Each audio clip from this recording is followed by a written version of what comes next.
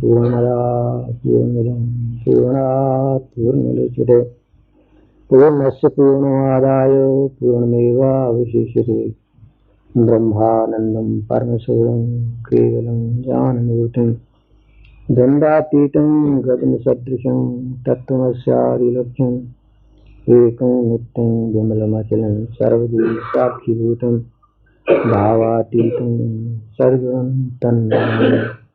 गुरुर्ब्रह्मा गुरुर्विष्णु गुरुर्देवो महेश्वरा गुरु साक्षात् परं ब्रह्म तस्मै श्रीगुरुवे नमः।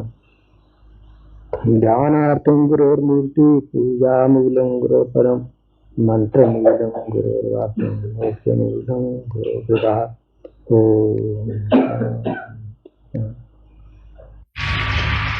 एक बार होए मुक्त जो मोर जन्म नहीं ले,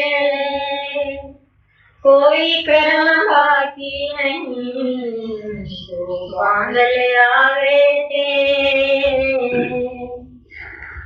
एक बार होए मुक्त जो मोर जन्म नहीं ले,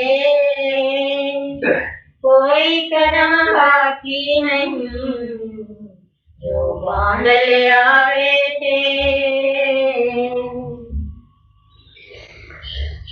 भक्त को जब भगवान के दर्शन हो जाते हैं तो दर्शन हो जाने पर फिर इसकी अलग हस्ती नहीं रहती। जिस प्रकार पानी की बूंद समुद्र में पड़कर समुद्र ही रह जाता है, इसी तरह भक्त भी भगवान में मिलकर या दर्शन पाकर वही रूप हो जाता है। जब इस प्रकार भक्त भगवान रूप हो जाता है तो फिर कर्म कोई नहीं रहता। जब कर्म कोई नहीं रहता तो फिर संसार में आने का कारण ही कोई नहीं रहता। कर्म ही कारण है जो जीव को जगत में लाता है, वो उसका रहता कोई नहीं। भगवान में डूबते ही सारे कर्म जो संचित होते हैं वो सब नष्ट हो जाते हैं। रूप को जाने करे ज्ञानी नहीं होए, फिर माया के जाल में पायक से नहीं कोए। आत्म रूप को जान करके फिर ये जीव जीव नहीं बनता, अज्ञानी नहीं होता। आत्म रूप का क्या मतलब? अपने असली रूप को जानकर, नकली कौन सा? ये जो देह आत्माध्यास है, अर्थात इसे 3.5 हाथ के शरीर को जो पहले अपना आप समझता था, वो भ्रांति उठ जाती है। वो समझता है कि मैं आत्मा एक समुद्र हूँ जिसका कोई आद अंत नहीं। ये जब बोध एक बार हो गया तो फिर अगरचे शरीर रहता, क्योंकि प्रारब्ध तो रहती ना, ज्ञान हो जाने पर भगवत दर्शन हो जाने तो बात है नहीं कि शरीर नष्ट हो जाए। शरीर तो रहता ही है, पर शरीर में रहने पर भी वो उसे अपने शरीर को फिर वो अपना आप नहीं समझता। उसकी दृष्टि आत्मा पर चली जाती है। इतनी सूक्ष्म दृष्टि हो जाती है कि सर्वत्र एक ही आत्मा भरपूर हो रहा है और वह मैं हूँ। तो कहते हैं ये ज्ञान जिस वक्त हो जाता है तो उसके बाद फिर संसार में आने का या माया के जाल में फंसने का कोई काम नहीं रहता। फिर वो पहले माया के काल और माया के अधीन था, अब काल और माया के ऊपर हो जाता है, मायापति बन जाता है। सच्चित आनंद रूप जो आत्मा जान, परमात्मा जाने रही आत्म लियो बसान। सच्चिदानंद परमात्मा में और इस आत्मा में कोई अंतर नहीं। परमात्मा अनुभव किए वैसा ही हो जाए, उसी लोक में वास हो वही रूप दर्शाए। एक बार परमात्मा का अनुभव हो जाए कि मैं ही आत्मा ही परमात्मा हूँ, तो फिर शायद माया के जाल में फिर नहीं आता। फिर उसी लोक में रहता है और वही रूप होकर के रहता है। और परमानंद जो जाने न प्रिय जीव, जाने कोई जीवन कत मिला हो जिसको पीर। ये जो अनुभव अवस्था है, परमात्मा में जो स्थिति है, इसको अज्ञानी लोग जीव नहीं जान सकते, क्योंकि ये अनुभव की बात है। जो उस आत्मा के समुद्र में जाकर के डुबकी लगाता है, उसी को इसकी असलियत का बोध होता है। दूसरे इसको क्या समझ सकते हैं? आनंद से है बड़े, मित्रानंद भी नहीं, आत्मानंद सबसे बड़ा, मूड न जाने ताही। संसारी जितने भी भोग हैं, उनके जो आनंद हैं, उसके मुकाबले में ये कुछ भी नहीं है। कहते हैं उसका उदाहरण देने के लिए भी संसार में कोई चीज ऐसी है नहीं जैसा वो आनंद है। मुक्त अवस्था जाने नहीं, वाचक ज्ञानी कोय, शब्द जाल में फंस रहे, मर्म न जाने सोए। वो जो अनुभव अवस्था है परमात्मा में लीन होने की, उसको कोई आदमी बयान नहीं कर सकता। ग्रंथों से पढ़कर या किसी से सुनाकर कोई उसको समझ सके तो ये असंभव बात है। आप तो भूले फिरे ही और ताई बुलाए, भवतर ना जाने नहीं और साथ डुबाए। तो जो वाचक ज्ञानी होते हैं वो शब्दों द्वारा लोगों का करदर पूरा करना चाहते हैं, लेकिन उनका जब अपना ही नहीं हुआ तो दूसरों को क्या समझा सकेंगे। तो शब्द चाल में खुद भी पड़े हुए होते हैं और दूसरे लोगों को भी उसमें डालते हैं। आनंद में मगन हुए, बाहर अनिक से कोई, जो जाने तो करे ना, कहे सो जाने ना।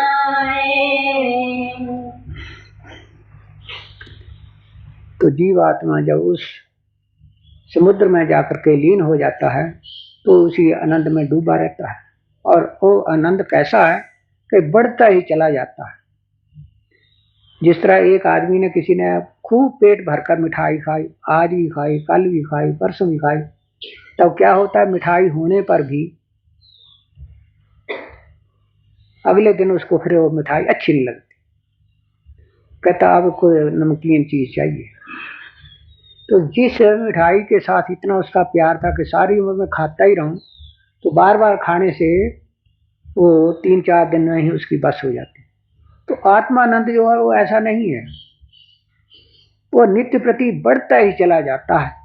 कहाँ तक बढ़ता है उसका कोई अंत नहीं। इस वास्ते परमात्मा का जो आनंद है उसका कोई मुकाबला दुनिया के आनंद के साथ या उसकी मिसाल देकर उसको समझाना चाहे तो नहीं समझा सकता। वो ऐसा है जो नित्य प्रति बढ़ता ही चला जाता है। जो इसमें एक बार डूबा तो फिर बाहर नहीं निकलता। तो इस आनंद को जो आदमी जानता है वो तो बयान नहीं कर सकता, और जो बयान करता है उसने अभी तक इसका अनुभव नहीं किया। ऐसा ये आनंद है। इस आनंद की चाह हर एक जीव के हृदय में बैठी हुई है, परंतु अनादि अविद्या के कारण इसका बोध नहीं हो रहा कि ये कहाँ है और कैसा है। चाह जरूर है, आनंद चाहिए। पशु पंछी कीड़ा पतंगा सब जीव जितने हैं सब इस आनंद की चाह में है।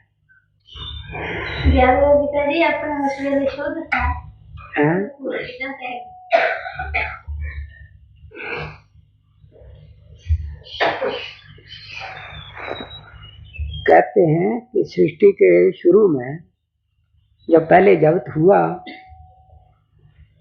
तब इसको कैसे भूल पड़ी, कैसे अलग हुआ, किसने अलग किया और किस प्रकार ये परमात्मा को भूला, किस प्रकार वहां से आकर ये इन दुखों में आन करके पड़ा। ये सवाल अक्सर लोगों के दिलों में पैदा होता है। तो उसका जवाब ये है कि ये जो जीव है ये अनादि है। जीव की पड़ी हुई अविद्या है, ये भी अनादि है। इसके कर्म भी अनादि है और सृष्टि है, ये भी प्रवाह से अनादि है और परमात्मा भी अनादि है और अनंत है। ऐसा कभी कोई समय नहीं था कि जिस समय सृष्टि नहीं थी या जीव नहीं थे। माया और ब्रह्म, इन दो चीजों से मिलकर ये जगत की उत्पत्ति हुई है। तो माया जो है ये अनादि है पर साथ ही शांत भी है, अर्थात है तो सही लेकिन इसका किसी समय चल करके अंत भी हो सकता है। परमात्मा अनादि और अनंत है, ये दोनों में अंतर है। इन दोनों को मिलकर बार बार जगत की रचना होती रहती है। परमात्मा सब हालतों में एक समान रहता है, आकाश की तरह, और जो माया है उसकी, उस माया से समय आकर सृष्टि की उत्पत्ति होती, फिर पालन होता और फिर संहार होता। जिस प्रकार सारा दिन हम काम करते रहते हैं, रात हो जाती है तब हम शांति और आराम चाहते हैं, तो रात को हम सो जाते हैं, अगले दिन उठ पड़ते हैं, उठ करके फिर सारा दिन काम करते हैं, काम करते करते थक जाते हैं तो फिर रात आ जाती है और फिर सो जाते हैं, अगले दिन फिर उठते हैं। इसी प्रकार ये तो है इस जगत में जीवों का हाल, सोना और जागना। तो जो ब्रह्म है, सृष्टि सरगुण रूप भगवान का, जो माया विशिष्ट है, अर्थात जिसने माया को अपना शरीर बना रखा है, माया में रहता है, मायापति है, उसका भी यही हाल है। वो पिता है, अब हम पुत्र हैं। जो बातें हमारे अंदर हैं वो ही उसके अंदर हैं। एक समय तक उससे सृष्टि होती है, कुछ समय रहती है और उसके बाद फिर जिस तरह हमें नींद आ जाती, सो जाते हैं, इसी तरह जो ब्रह्मा है, ईश्वर है, जगत का सृष्टा है, वो समाधि में लीन हो जाते हैं। अगले दिन या सृष्टि के लय के पश्चात जितना समय तक सृष्टि रहती है उतने समय प्रलय रहता है। तो उसके बाद फिर ब्रह्मा जागृत होते हैं, समाधि से उठते हैं, समाधि से उठे और फिर संकल्प किया और संसार की फिर से रचना हुई। बस इस प्रकार ये जगत का चक्र जो है वो चला हुआ है। तो उस समय ज्ञान होते हुए अविद्या भी डाल देती है अपना पर्दा है, जीव होते अविद्या डाल देती है अपना पर्दा। किस वक्त? शुद्ध था जीव, शुद्ध कड़े वेले था, पिताजी गोद में था जब। तो पिता की गोद में तो महाप्रलय में ही होता है। महाप्रलय में ये जितने भी जीव हैं इन सब का संहार होकर के ये जाकर के माया में लीन हो जाते हैं, और माया जो है वो ब्रह्म के हृदय में जाकर के समा जाती है। किस तरह से? जिस तरह जागृत अवस्था में हमारी जो शक्ति है, शक्ति कहो माया कहो, सारा कार्य करती है। हमारे अंदर जो आत्मा है वो शांत भाव से रहता है, उसी की अध्यक्षता में ये माया सारा काम करती है। जब रात को नींद आती है सो जाते हैं, अगले दिन फिर उठ पड़ते हैं। तो ये जीवात्मा जो है, इसका जो कर्म है ये किसी वक्त के नहीं कि पिछले जन्म के किए हुए हैं, ये तो प्रवाह से अनादि है। सृष्टि का जब आरंभ भी नहीं हुआ तो ये कैसे कहें कि किसी समय इसके ऊपर आवरण करके शुद्ध आत्मा था, उसके ऊपर अविद्या का आवरण आ पड़ा। अविद्या कहते हैं बेसमझी को, किसी बात को जो असलियत हो उसको ना समझे और उसको उल्टा समझे तो फिर आदमी को भ्रांति में पड़ा रहता है और भ्रांति में ही दुख है। तो ये जो अविद्या है ये दूर कैसे होती है? पहले इसका रूप, जैसे कोई आदमी एक पत्थर को हीरा समझ ले और हीरे को पत्थर समझ ले, तब जब तक ये समझा रहेगा तब उसको हीरे की कीमत का असली पता नहीं चलेगा। तब वो अपनी अविद्या को दूर करने के लिए एक जौहरी के पास जाता है। फिर जौहरी उसको समझाता है कि ये तो है हीरा और ये है पत्थर। तब उसको असली कीमत का पता चल जाता है। फिर उसको बड़ा संभाल के रखता है। इसी तरह इस जीव के अंतःकरण पर जो अविद्या पड़ी हुई है, उस अविद्या के कारण कितनी बड़ी भ्रांति है कि ये जो शरीर है, जो इसका कपड़ा है, उस कपड़े को अपना आप समझ बैठा है। हालांकि ये कपड़ा है नहीं। इस कपड़े में जो प्रकाश है वह असली वह है, और वो प्रकाश ऐसा है कि वो जन्म मरण में आने वाला नहीं, सुख दुख वहां तक पहुंचते नहीं। वो शांति और आनंद का समुद्र है। और जो इसके ऊपर कपड़ा पहना हुआ है इसने, उस कपड़े का स्वभाव क्या है? उसका होता है जन्म, और उसके में आता बुढ़ापा, और फिर आती है मृत्यु। ये जो कमोबेश इस प्रकार का होता है ना, ये इसके कपड़े का स्वभाव है। तब अज्ञानता के कारण वो जो कपड़े का स्वभाव है उसको अपने में आरोपित समझता है कि मैं बाल हुआ, वृद्ध हुआ और बीमार हुआ, रोग शोक ये मुझे होते हैं, सुखी दुखी होता हूँ, आवागमन के चक्कर में पड़ा हूँ। तो ये सारी बातें जो अपने में समझता है और इन्हीं के कारण दुखी है। तो इस अविद्या को नाश करने का तरीका क्या है? तरीका यही कि जो जागे हुए हों उनके पास जाए, और फिर जाकर के, जिस तरह एक आदमी सुनार के पास गया था, फिर वो सुनार ने उसको बोध करा दिया था, इस तरह सदगुरु फिर उसको पहचानने के लिए युक्ति बतलाते हैं कि भाई इस युक्ति को अमल में लाओ, और फिर अपने आप ही तुम्हें समझ आ जाएगी कि तुम वास्तव में है क्या। तो इस प्रकार जब साधन करता है तो फिर इसको शरीर और शरीरी, ये प्रकृति और परमात्मा, इन दोनों का बोध हो जाता है। फिर आप ही समझ जाती है कि मैं क्या हूँ। और ऐसा जब हो गया, इसने अपने असली रूप को पहचान लिया कि मैं आत्मा हूँ, तो फिर जन्म मरण से छुट्टी मिल जाती है। जिस सुख को ढूंढने के लिए गया था, तलाश करते करते वहां जाकर इसको पता लगा कि वो सुख तो मैं ही हूँ। मतलब ये होगा कि जगत में आना कोई पाप नहीं है, आकर के असलियत को भूल जाना यही पाप है। हाँ, जगत में आना, कोई कहते हैं अपनी अपनी भावना है ना, भावना है। भावना जो होती है कर्म अनुसार होती है। जैसे जैसे किसी के कर्म होते हैं उसी के अनुसार उसकी भावना बनती है। तब कोई कहते हैं कि ये जो जगत है, इस जगत में आना ये दुखों का घर है, और मूल है ये जो जीव है, यही दुखों की खान है। परंतु ऐसी बात है नहीं। ये जो मनुष्य शरीर है ये इतना ऊंचा है, बड़ा, ये इतनी कीमत ज्यादा है कि जितनी कीमत स्वर्गलोक में जो रहने वाले जीव हैं उनकी भी नहीं है।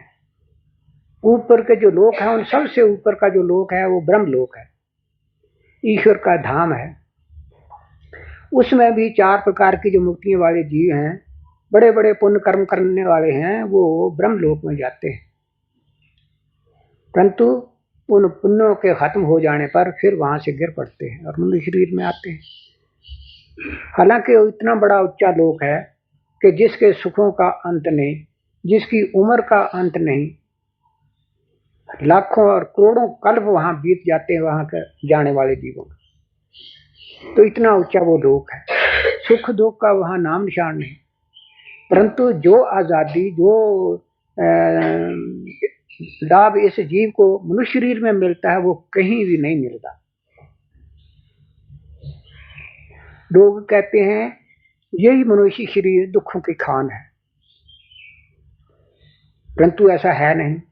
देखो ना कितनी उस परमात्मा की दया है कि मनुष्य शरीर में जब आता है तब इसको पूरी स्वतंत्रता मिलती है कि जो काम तुम करना चाहो वो कर सकते हो और जो चाहो वो मिल सकता है। अब ये जो स्वतंत्रता इतनी है ये किसी भी योनि में नहीं है, किसी भी लोक में नहीं है। मनुष्य शरीर से नीचे कीड़ा पतंगा पशु पंछी वगैरह जितने हैं और भी नीचे पाताल तक जितनी रचना है उनमें से किसी में भी ये स्वतंत्रता नहीं है।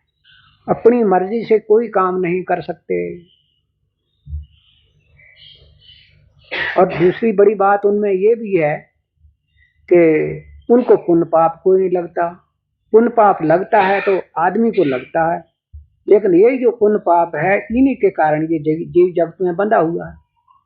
तब आप कहेंगे कि देख ये तो एक बड़ा भारी अनर्थ है, बड़ा भारी अन्याय है कि किसी भी जीव को पाप पुण्य नहीं लेकिन आदमी को पाप पुण्य, और इसी के कारण बंधा हुआ। लेकिन ये नहीं पता कि इस पाप पुण्य होने के अलावा ये जो उसने स्वतंत्रता कर रखी है कि तू जो चाहे जो मांगेगा वही मिलेगा। तो जब इतनी छुट्टी दे रखी है तो संपूर्ण दुखों को दूर करने वाला, संपूर्ण योनियों से छुड़ाने वाला, सब कलंकों को दूर करने वाला इतनी चीज क्यों ना मांग ले प्रभु, मुझे तो सिर्फ तेरी जरूरत है, मैं तेरे से अलावा कुछ नहीं चाहता। तो देखो कितने में छुट्टी मिल जाती है। और ये है नहीं कि ये प्रभु को मांगे और वो ना मिले ना दे। तो इस फला ये विचार दिल में बैठ जाए तो फिर सोचो कि मनुष्य शरीर से अलावा बाकी कौन सा दुख और कौन सा शरीर अच्छा है।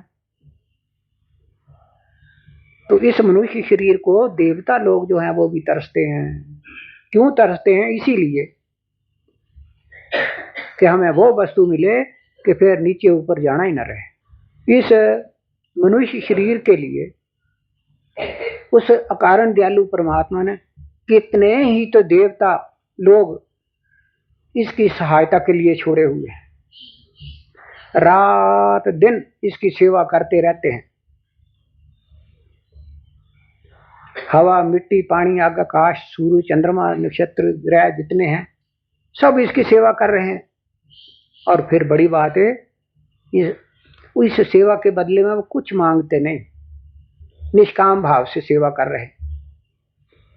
तो इसको चाहिए था कि उनका कृतज्ञ होता और इस असलियत को समझता कि जिस अकारण दयालु परमात्मा ने हमारी सेवा करने के लिए इतने नौकर हमारे रख छोड़े हैं तो हमको भी उसका कृतज्ञ होना चाहिए। लेकिन ये उल्टा उसको गालियां तो भले ही दे लेकिन उसको याद नहीं करता। तो मनुष्य शरीर मिला है, बड़ी मुद्दत के बाद मिलता है। इसका ज्यादा से ज्यादा फायदा उठाना यही है कि आदमी इस असलियत को समझे और समझ करके तो एक परमात्मा से परमात्मा को ही मांगे। और दूसरी बात ये कि इस जन्म में कम अज कम ज्यादा नहीं तो इतनी मेहनत करे कि इसका जो मुंह है ना वो परमात्मा की तरफ हो जाए। और जब परमात्मा की तरफ हो गया तो उसका फायदा ये हुआ कि अगले जन्म में फिर मनुष्य शरीर में फिर आएगा। तो जहां इसने परमात्मा की तरफ मुंह किया था वहां से ही फिर खड़ा होकर के परमात्मा की तरफ ही चलना शुरू करेगा। और फिर जब एक दफा चलना शुरू हो गया तो जिस वक्त तक के परमात्मा को मिल नहीं लेता फिर दूसरा मार्ग लेता नहीं, आगे आगे तरक्की करता चला जाएगा। अनेक जाति परांगति, अनेक जन्मों के बाद सिद्धि होती है अर्थात परमपिता परमात्मा को मिलता है, तब सदा के लिए छुट्टी मिल जाती है। तब ये भी साथ याद रखना चाहिए कि अनेक जन्मों में आने वाली बात ही क्यों करें, ये तो इसके हाथ में है। अनेक जन्म क्यों लगाने हैं उस तरफ, एक ही जन्म में क्यों ना उसके पास पहुंचे। तो क्या इसके अपने अख्तियार है? बिल्कुल अपने अख्तियार है। वो क्या है? वो ये कि उस परमात्मा को, परमात्मा से उस परमात्मा को मांगे एक चित्त हो करके, फिर देर कोई नहीं। फिर दूसरी तरफ जाने का काम क्या है इसका? तो लक्ष्य ही जाके निकलना परमात्मा नु पाड़ा। हाँ परंतु मेरी तनो मनो दया सेवा इतनी चार देना है किसे हटनी। हाँ उन्हें तो फिर क्या जाता ना, तो फिर ये गल कही है भी एक चित्त होकर के फिर एक चीज लक्ष्य पहला लक्ष्य तो यही लेके ठीक है। तनो मनो दया सेवा देना नहीं कहा। तो जिस वक्त इस तरफ चलता है ना, फिर इसको कई कई प्रकार के लोग बनते हैं, किताबें पढ़े, लोगों को देखे, तो इसका चित्त जो है वो विचलित हो जाता है। तो उस वक्त इस चीज को भूल जाता है कि भले लोग परमात्मा को मिल जाएगा, तो फिर कौन सी चीज है जो बाकी रह जाएगी। तब होता ये है, ऐसा क्यों होता है? इस असलियत को जान लेने पर भी फिर दाएं बाएं क्यों हो जाता है? इसके होने का कारण यही कि ये जो किसी वक्त के किए हुए पाप कर्म है वो आकर के खड़े हो जाते हैं और वो अपना हिसाब जाते हैं। वो हिसाब तभी ले सकते हैं कि जब परमात्मा की तरफ ना जा करके संसार में ही रहे। इस वास्ते वो आनंद करके रौला पा देते हैं और इसके मन को दूसरी तरफ लगा देते हैं। तब इस मार्ग पर चलो तो इन डाकुओं से बचकर चलो। सदा अपने मन की छानबीन करते रहो कि परमात्मा से अतिरिक्त कहीं दूसरी तरफ तो नहीं इसका मन जा रहा, दूसरी चीजें तो नहीं मांग रहा। तो जो मांगेगा तो भगवान तो वो भी दे देंगे, लेकिन वो तेरे को रास्ते से भुला देंगे। ऐसा विचार करके कभी भी मन में दूसरा ख्याल आए तो उसको हटाता रहे, तन्नो मनो के फेर में ना आए। दिमाग मेरा थक गया। मन मंदिर के हैं द्वार खुले, एक बार तो आओ मेरे प्रीतम। मन मंदिर के हैं द्वार खुले, एक बार तो आओ मेरे प्रीतम। मंदिर के हैं द्वार खुले, एक बार तो आओ मेरे प्रीतम। मंदिर के हैं द्वार खुले, एक बार तो आओ मेरे प्रीतम। रात में तुम्हें मनाता हूँ, अब मान भी जाओ मेरे प्रीतम। दिन रात में तुम्हें मनाता हूँ, अब मान भी जाओ मेरे प्रीतम।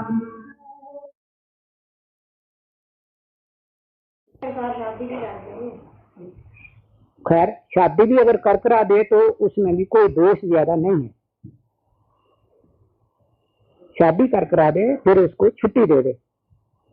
लेकिन आजकल अविद्या मोह के वश में पड़े हुए क्या करते हैं, इतना काम भी हो जाता है तो फिर अगर वो नहीं भी कमाते तो भी उनकी सेवा करते। आगे उनके संतान पैदा होती है तो उन संतान को भी संभाल के उनकी भी सेवा करते हैं, उनको पढ़ाते, पढ़ाने के बाद फिर उनको नौकरी वगैरह कराया, फिर उनकी शादी भी कराई। तो सारा बोझ जो है ये सब व्यर्थ का है। ये कौन कराता है? ये मोह कराता है। मोह नाम अज्ञान का। अज्ञान यही कि जो तुम्हारा फर्ज नहीं है उस फर्ज को तुम लगे हुए अपना फर्ज समझते हो और उसमें बंध जाते हो।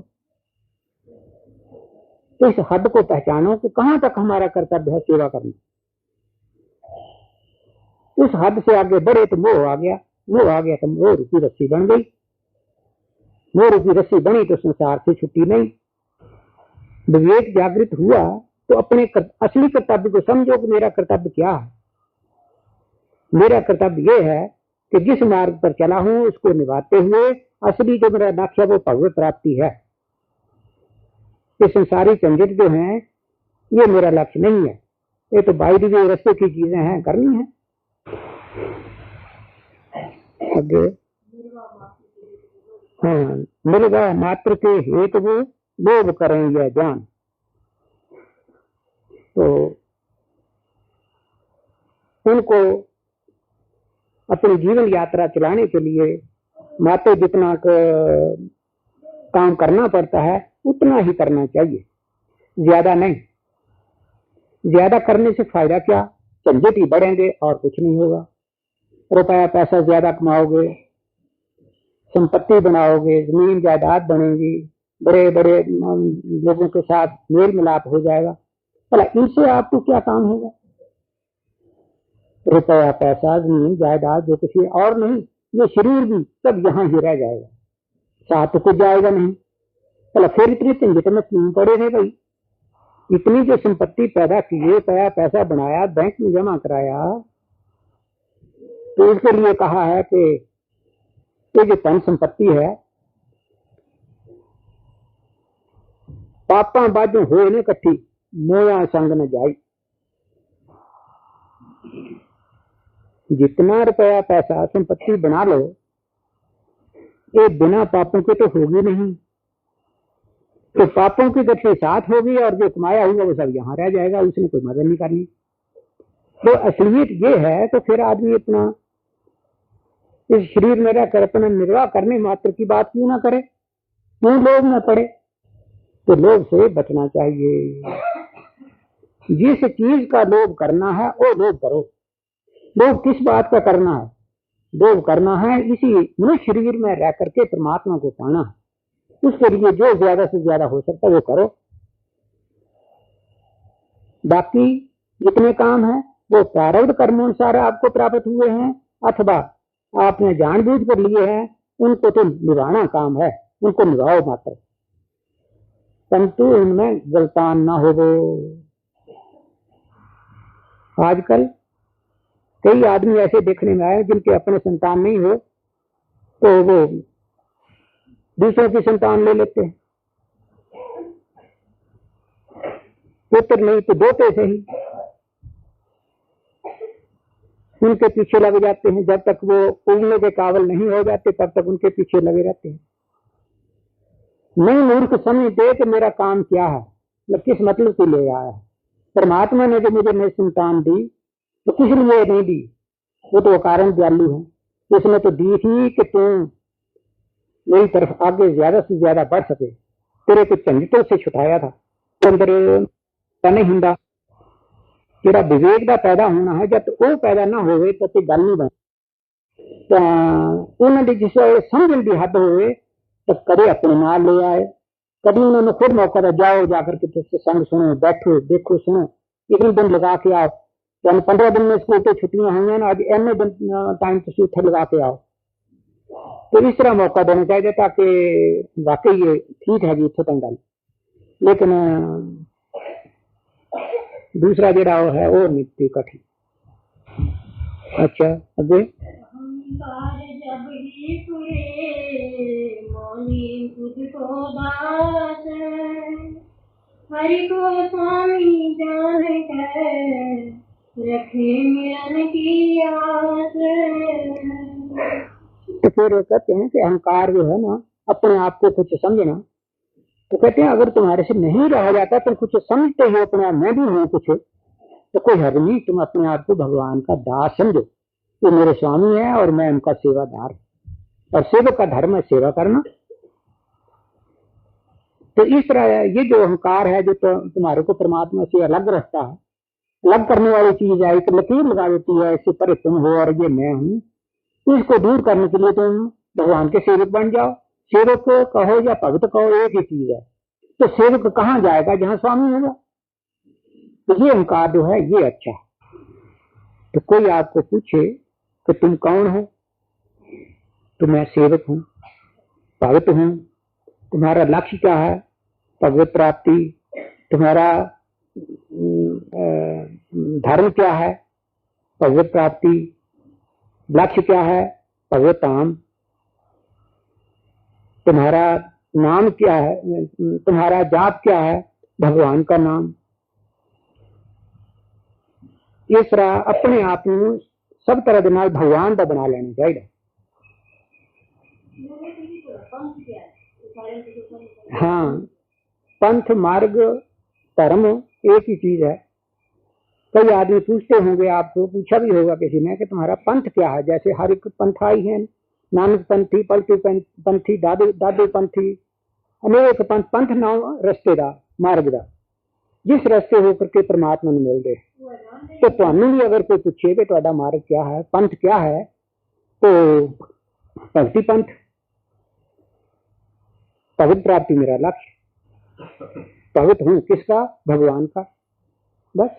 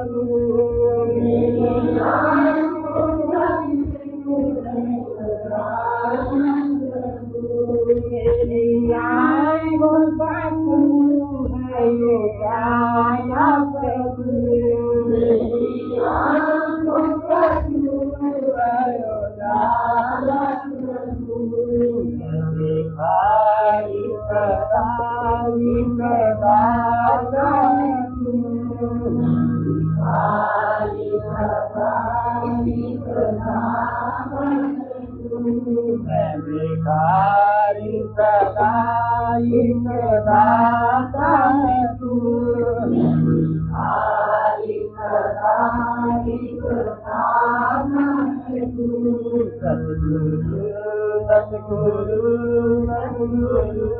सतगुरु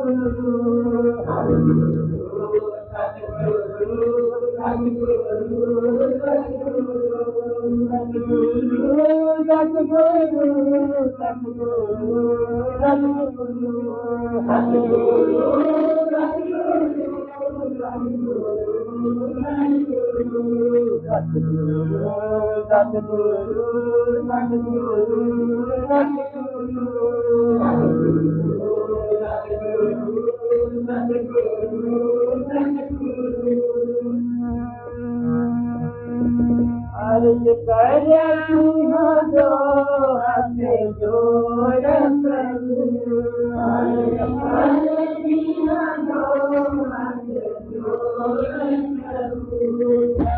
हमें जोड़ प्रभु अर्ज कर जो हमें जोड़ प्रभु अर्ज कर जो हमें जोड़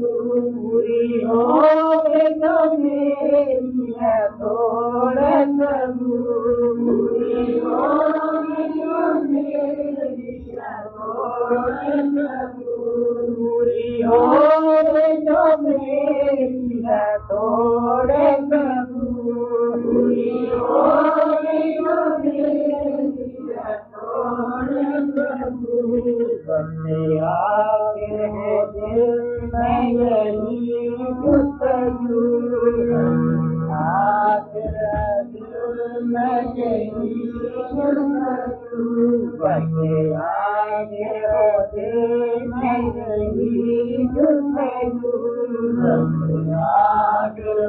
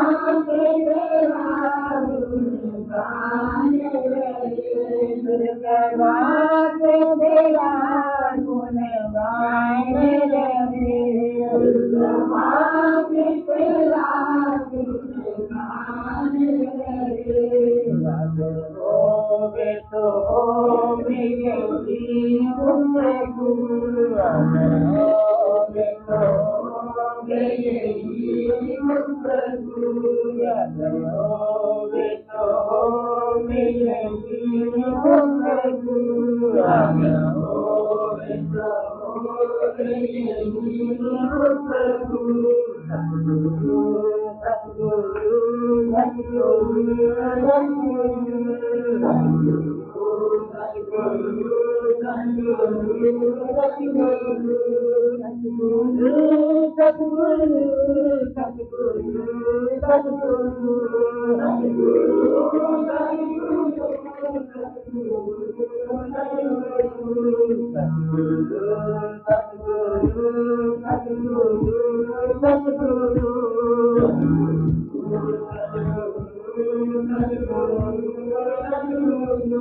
मेरे चरणों के दासों में दास हमें, मेरे चरणों के दासों में दास हमें, मेरे चरणों के दासों में दास हमें, मेरे चरणों के दासों में दास हमें।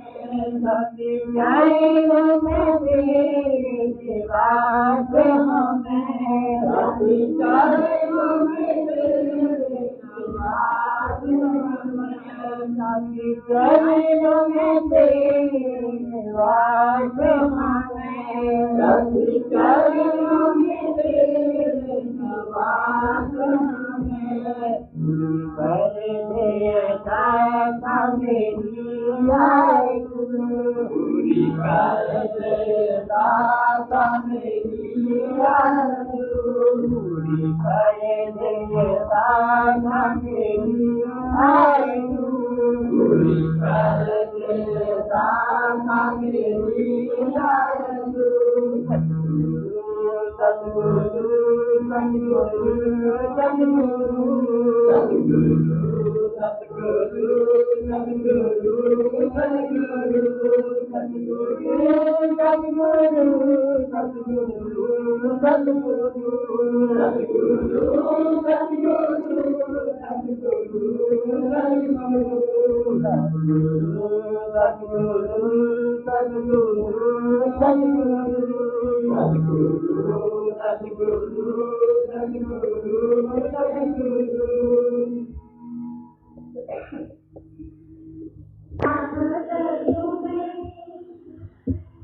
नी भैणो हाल मीरा बाई दा, सुनो नी भैणो हाल मीरा बाई दा, झूठे जग नू छड़ के प्रीतम पाई दा, झूठे जग नू छड़ के प्रीतम पाई दा।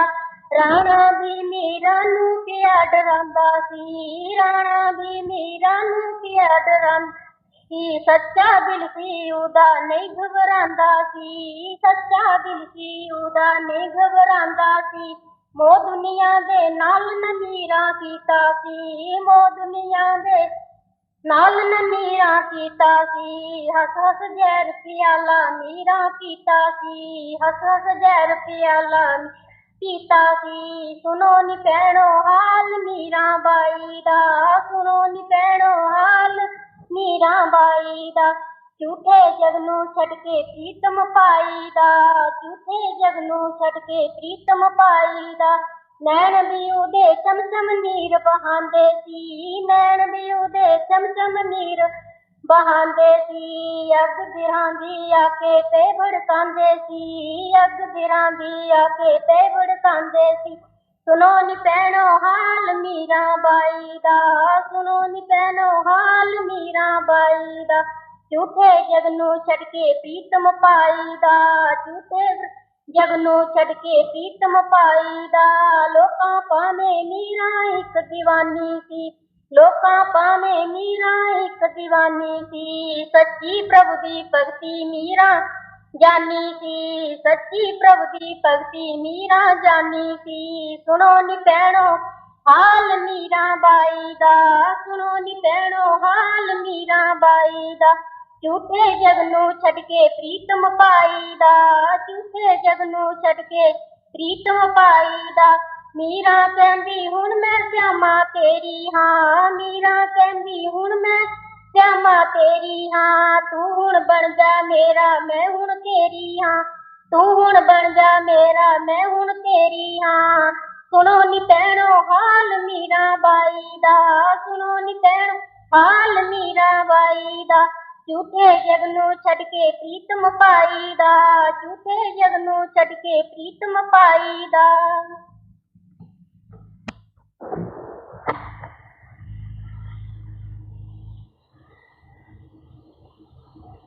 गुरुदेव तुम्हारे चरणों में सर्वस्व न्यौछावर हो जाए।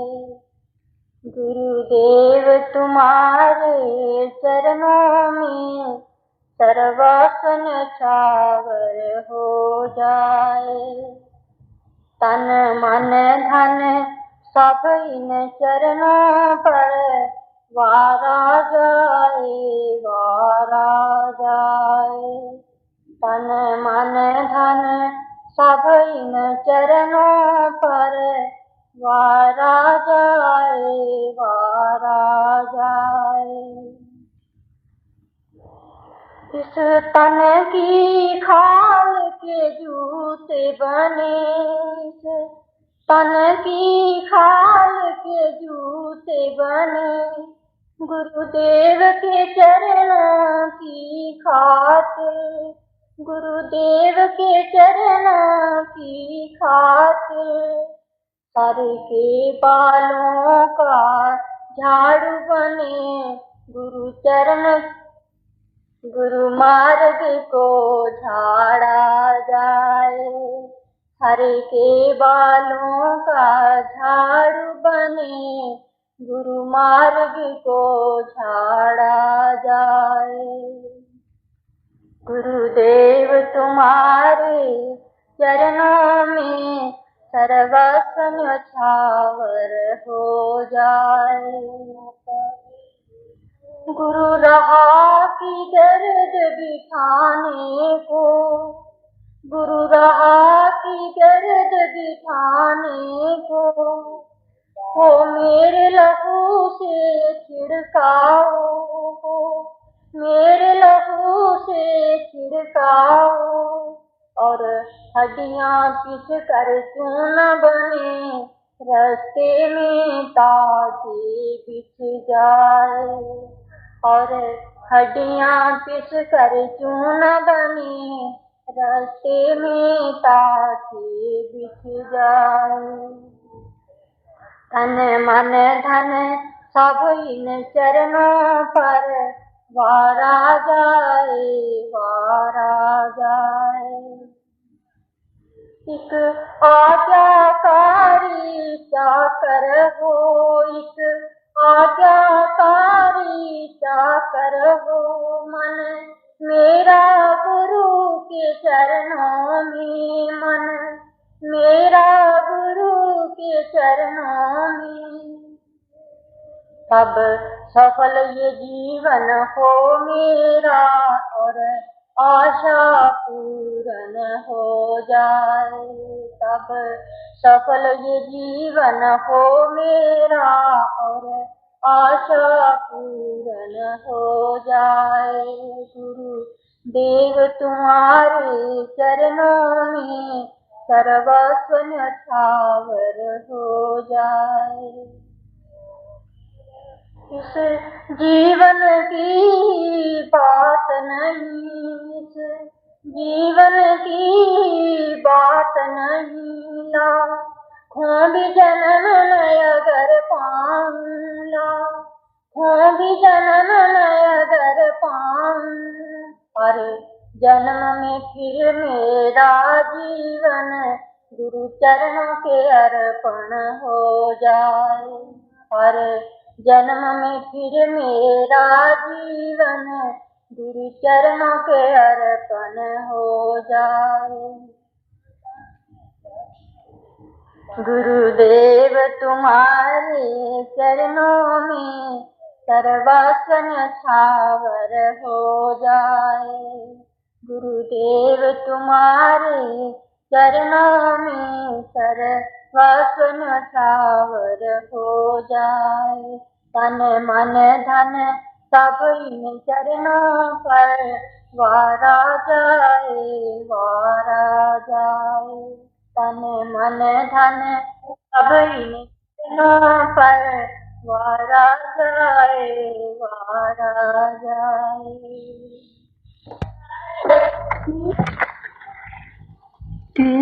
तेरा ना कोई संसार अंदर झूठा कादा है दे मैं गुलाम तैनू झूठे साख संबंध ते मीत जग दे वेले अंत दे त्याग जो जान तैनू कूड़ा मोह ते प्यार जतला के विच परम भुलेखे दे पान तैनू परम और अज्ञान दे विच फंस के भुल गया है प्यारे भगवान तैनू तेरा नाता परमात्मा नाल सच्चा इस गल बारे आना चाहन तैनू दासन दास क्यों होयो गुलाम जगदा अपने आप दा जरा ना ज्ञान तैनू तेरी होश हवास क्यों गई मारी नहीं सुझदा नफा नुकसान तैनू झूठे जग झूठ ते सच है नाम केवल सच झूठ दी नहीं पहचान तैनू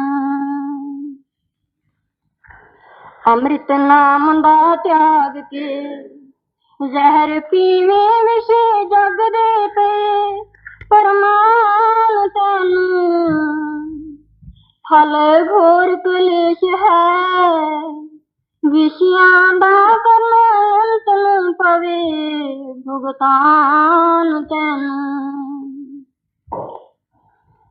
रोग शोक ते ताप संताप जग दे साफ है दास परमान तैनू चित विषयां नाल जे लाएगा तो घोर नरक दे विच पहुंचान तैनू त्याग झूठे संसार दी मोह ममता संत साधे गल समझान तैनू पल्ले बन लै संतां दे बचन मित्रा जेड़े विच सतलोक ले जान तैनू